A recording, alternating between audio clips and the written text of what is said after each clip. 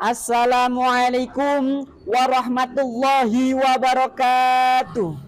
Innal hamdalillahi jami'a wassalatu wassalamu ala sayyidina Muhammadin asyrafil khalqi jam'a allazina nalu wa sa'adatal haqiqiyata fid dunya wal uqba. Allahumma sholli wa sallim wa barik ala sayyidina Muhammadin abdika wa nabiyika wa rusulika nabil ummi wa ala alihi wa sahbihi taslima biqadri izamati zatika fi kulli waqtin wahin. Wa qala Allahu ta'ala fil kitabihil karim a'udzu billahi minasyaitonir rajim bismillahirrahmanirrahim wa aqimus sholata wa atuz zakata warka'u ma'ar raqiin. Al-ayah amma ba.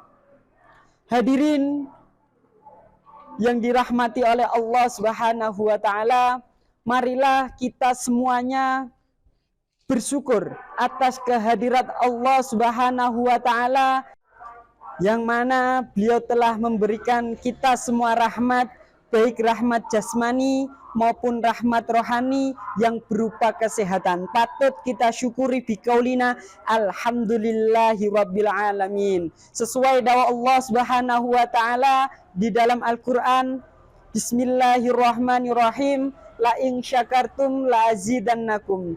Barang siapa yang mau bersyukur kepada Allah Subhanahu wa taala, niscaya Allah akan menambah kenikmatan tersebut.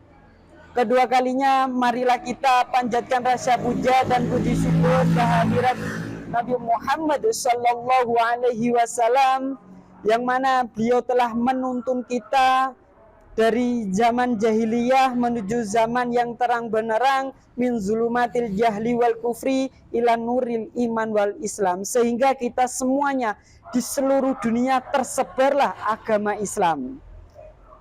Marilah di bulan yang suci Ramadan ini kita banyakkan membaca sholawat kepada junjungan kita Nabi Agung, Nabi besar, Nabi Allah Muhammad sallallahu alaihi wasallam, yang mana semuanya makhluk Allah Subhanahu wa taala bersolawat kepadanya. Mudah-mudahan kita semua kelak nanti diakui umat beliau. Allahumma amin.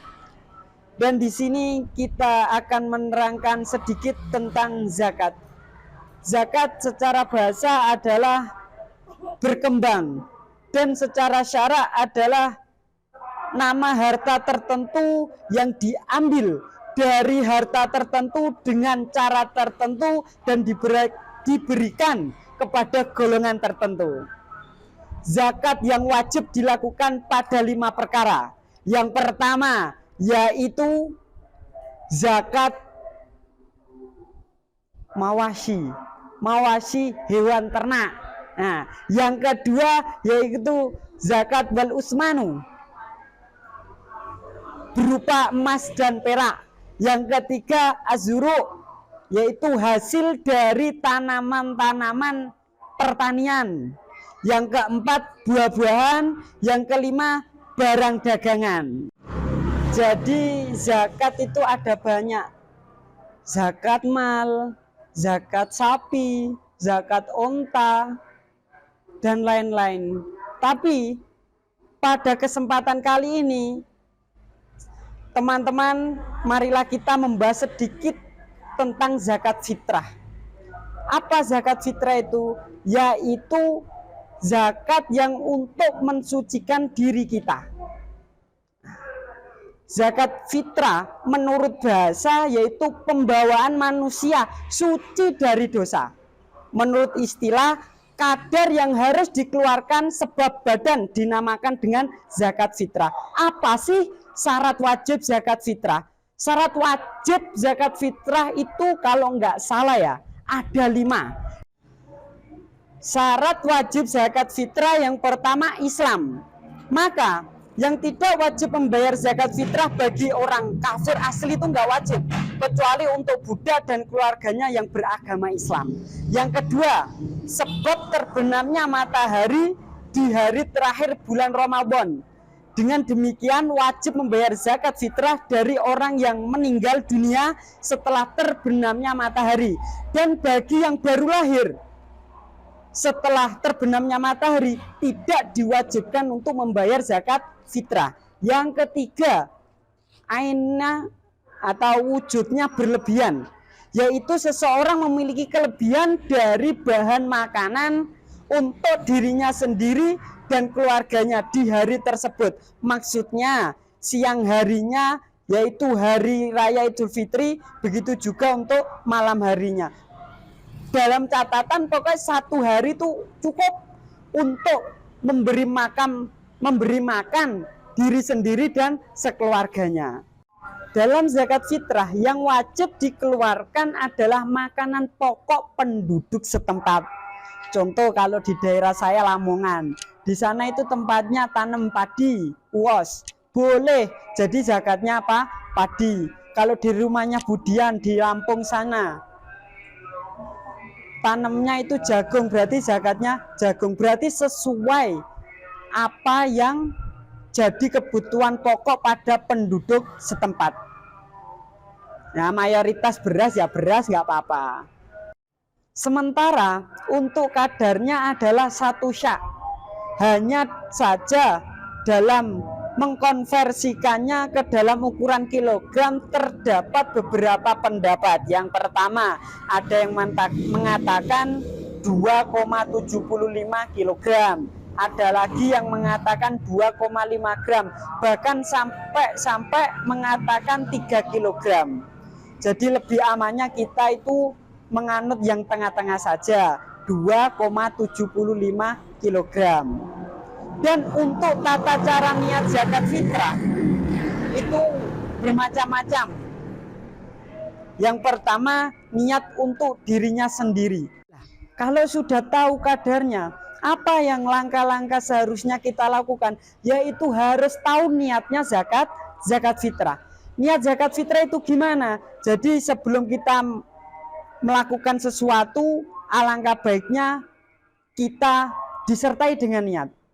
Ya, maaf agak kesulitan ya pakai bahasa Indonesia. Jadi zakat fitrah merupakan ibadah fardu yang sudah pasti membutuhkan niat. Karena ulama mengatakan innamal a'malu binniyat. Sesungguhnya sah-sahnya amal itu bersamaan dengan niat. Dan niat itu apa? Qasdu syai'in waqtaronat bifi'liha, menyengaja sesuatu bersamaan dengan pekerjaan. Jadi kalau kita zakat itu bersamaan dengan niat. Niatnya zakat untuk diri kita sendiri gimana? Bismillahirrahmanirrahim. Nawaitu an ukhrija zakatal fitri an nafsi lillahi ta'ala. Niat ingsun zakat utawa niat ingsun ngetokno zakat fitrah mitrai awak dhewe ingsun krana Allah lillahi ta'ala. Yang kedua, niat zakat fitrah untuk sang kekasih, dalam artian pada sang istri. Gimana niatnya? Bismillahirrahmanirrahim. Nawaitu an ukhrija zakatal fitri an zauji. Siapa namanya disebut? Lillahi ta'ala. Atau nawaitu an ukhrija zakatal fitri an zaujati fardal lillahi ta'ala. Niat zakat fitrah untuk anak laki-laki gimana?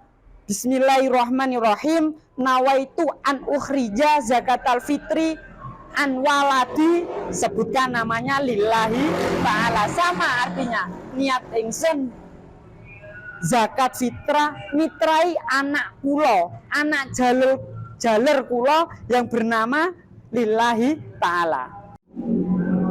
Mas Hakam, saya ingin bertanya, kalau saya mempunyai anak perempuan gimana zakatnya? Jadi niatnya itu seperti ini. Bismillahirrahmanirrahim. Nawaitu an ukhrija zakatal fitri an binti, sebutkan anak perempuan tersebut lillahi ta'ala. Sebutkan namanya maksudnya.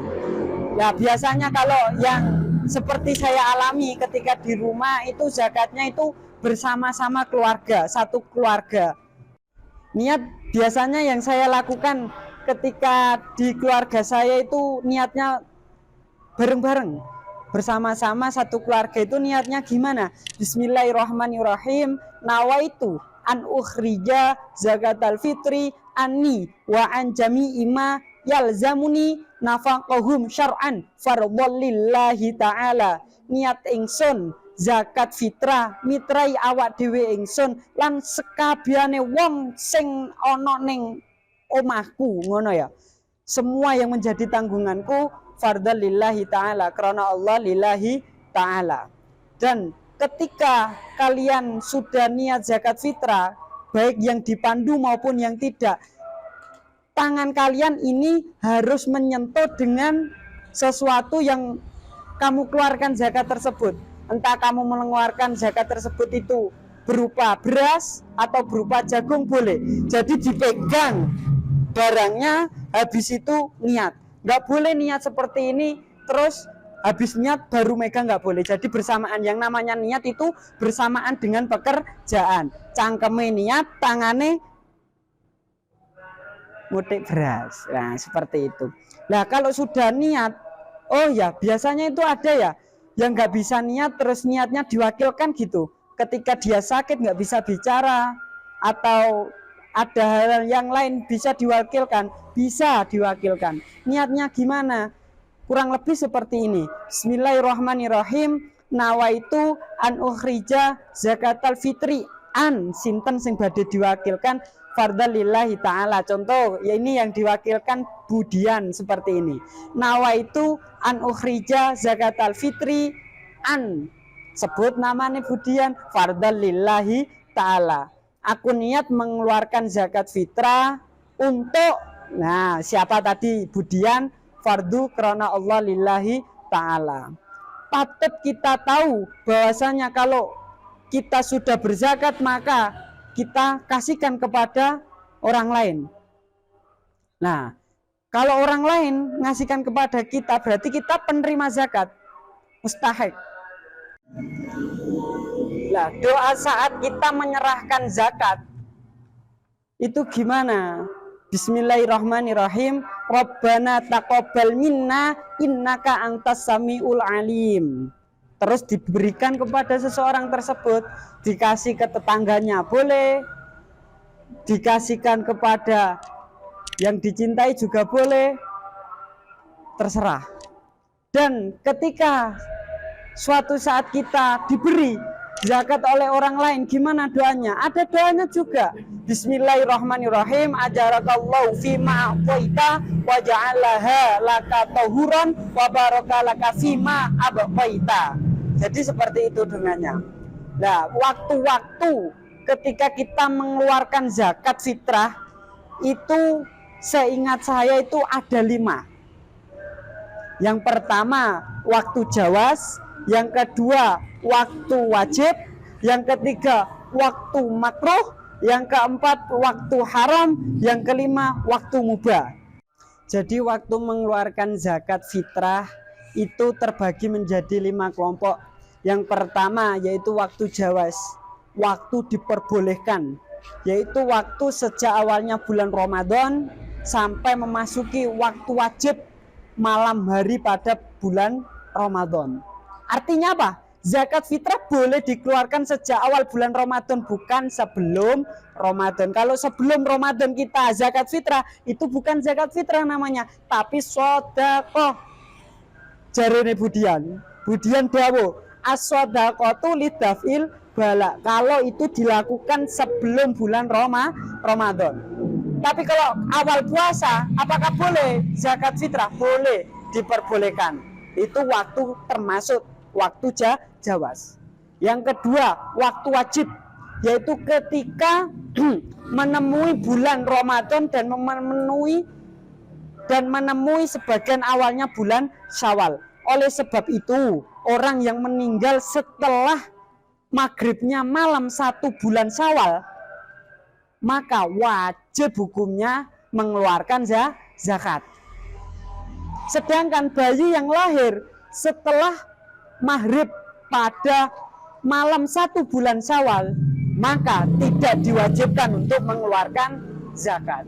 Yang ketiga, waktu sunnah, yaitu sebelum melakukan sholat hari raya. Hal ini sesuai dengan dilakukan Rasulullah SAW dan sesuai dengan fungsi dari zakat fitrah, yaitu apa? Mencukupi kebutuhan fakir miskin. Jadi sebelum melaksanakan sholat Idul Fitri itu hukumnya sunnah mengeluarkan zakat.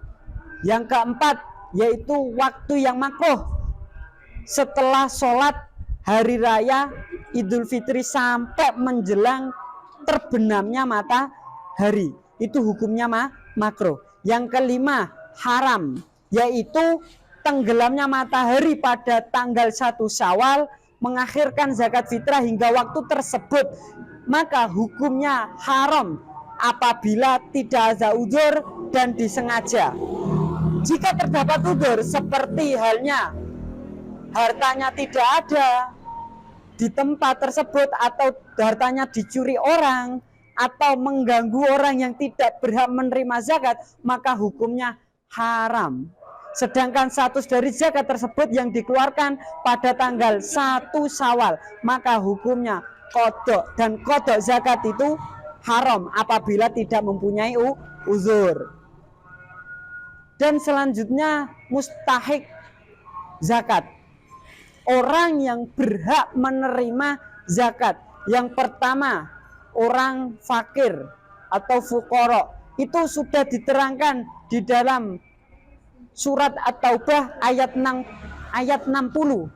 Surat At-Taubah ayat 60 yang berbunyi Auzubillahi minasyaitonirrajim, innamas shadaqatu lil fuqara'i wal masakini wal 'amilina 'alaiha wal 'amilina 'alaiha wal mu'allafati qulubuhum wa fir riqabi wal gharimina fi sabilillah wa banis sabil faridatan minallah wallahu alimun hakim. Al-ayah An-Nahl. Jadi yang mendapatkan zakat yang pertama lil fuqara'i, yaitu orang fakir. Di dalam pembahasan, orang fakir adalah orang yang tidak memiliki nukut. Napa nukut niku? Tidak memiliki uang. Yang kedua yaitu wal masakin, orang miskin, orang yang memiliki harta atau pekerjaan masing-masing dari keduanya sudah dapat memenuhi kebutuhan dan tidak mencukupi. Seperti orang yang membutuhkan 10 dirham namun dia hanya memiliki 7 dirham. Kalau di lingkungan kita biasanya itu makannya 1 hari 3 kali, tapi ini makannya 1 hari 1 kali. Yang ketiga mustahik zakat yaitu amil. Amil adalah orang yang diangkat oleh imam untuk menarik zakat atau panitia zakat. Dalam literatur fikih, amil meliputi orang yang mendata zakat. Jadi ngurusi bagian zakat niku jenenge amil. Iki melbune sakmene, metune sakmene, sing duwatane sak desa iku ana wong sing miskin pira, fuqara pira, sing perlu bagiannya amil seperti itu, mendapatkan jatah zakat. Tapi niki niku enaknya itu gimana? Amil sekarang itu nunggu di masjid sambil rokokan, dikasih teh, dikasih kopi dan lain sebagainya, insya Allah. Tapi nggak apa-apa, itu juga berjuang kok. Jadi disitulah tanggung jawab amil yang mengurusi, yang membagi, yang menghitung zakat. Sedangkan kadar zakat amil tersebut orang kaya itu harus ada ujrohnya, ada ongkosnya. Nah, syarat-syarat menjadi amil itu diantara lain yaitu harus mengerti dalam masalah zakat yang pertama, yang kedua orang yang bisa dipercaya, yang ketiga orang merdeka yang tidak budak, yang keempat beragama Islam, yang kelima berakal, yang keenam balik, yang ketujuh adil, yang kedelapan bisa mendengar, yang 9 laki-laki. Jadi ini khusus untuk amil, itu nggak boleh perempuan. Yang keempat mu'alaf. Mu'alaf yaitu orang yang diberi zakat. Mu'alaf jumlahnya itu ada 4. Yang pertama orang yang baru masuk Islam dan niatnya masih lemah. Yang kedua orang yang terpandang di antara kaum yang diharapkan masuk Islam, orang-orang yang mengikutinya. Jadi orang muslim orang muslim yang memerangi atau menakut-nakuti, ya kan? Orang yang tidak mau mengeluarkan zakat itu mendapatkan zakat. Yang keempat, orang muslim yang memerangi orang-orang kafir dan pemberontak. Al-Baghut, ya kalau nggak salah. Jika memberi zakat pada mereka lebih mudah daripada mengirim tentara perang. Jadi wong sing ngono ku diberi zakat itu boleh, termasuk orang yang mu'alaf. Yang kelima, budak mukatab. Budak mukatab yaitu orang yang melakukan akad kitabah. Kitabah niku cicilan untuk menebus dirinya. Ini soalnya budak ini, ya. Jadi menebus dirinya dengan tujuan secara sah. Niku patut diberi zakat. Jadi saya menjadi budak, saya mempunyai barang, supaya saya bebas, saya harus bisa memberi uang sekian kepada sayyid saya, kepada juragan saya. Saya kasihlah uang saya, akhirnya saya bebas. Jadi saya tersebut bisa berhak mendapatkan zakat. Yang keenam, gharim.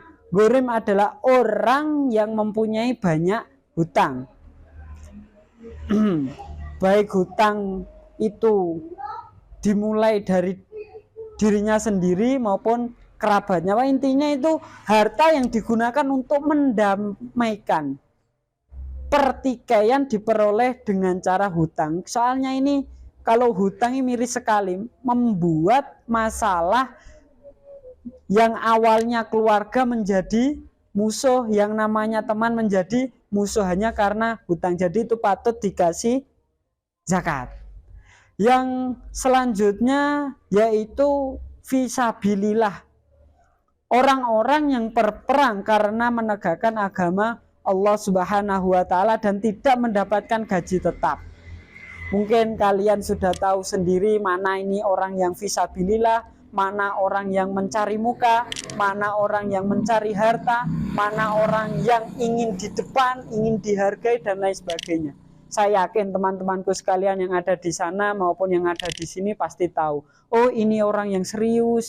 Oh, ini orang yang di jalan kemaksiatan, di jalan fisabilillah, pasti tahu. Jadi itu. Yang terakhir yaitu Ibnu Sabil. Ibnu Sabil. Ibnu Sabil adalah orang yang mulai bepergian dari daerah zakat atau musafir yang melewati daerah zakat tertentu. Ibnu Sabil berhak mendapatkan harta zakat, jadi berpindahan kota. Contoh, saya di sini di Malang mau bepergian ke Madura itu sudah melewati batas zakat, jadi berhak mendapatkan zakat. Dan itu juga termasuk dikatakan Ibnu Sabil atau bisa dikatakan musafir. Yang pertama pasti membutuhkan biaya. Yang kedua, perjalanan yang dilakukan oleh musafir atau Ibnu Sabil tidak mengandung unsur jahat atau maksiat dan mempunyai tujuan yang jelas atau yang sahih atau yang mendapatkan kebaikan atau kebenaran, jalannya itu enggak berbau maksiat pokoknya.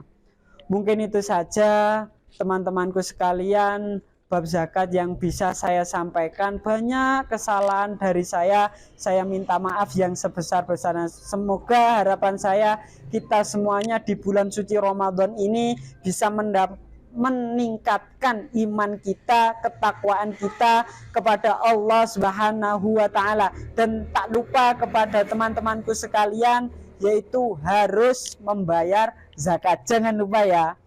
Kami segenap keluarga besar MTS Mafatihul Huda Pujon mengucapkan selamat menunaikan ibadah puasa 1445 Hijriah. Dan jangan lupa klik tombol subscribe, like, komen, dan share video ini di channel YouTube Mafa Multimedia Entertain. Dan juga jangan lupa aktifkan tombol lonceng agar tidak ketinggalan video-video berikutnya ya. Akhiru qauli al-afu minkum, sumasalam, wassalamualaikum warahmatullahi wabarakatuh.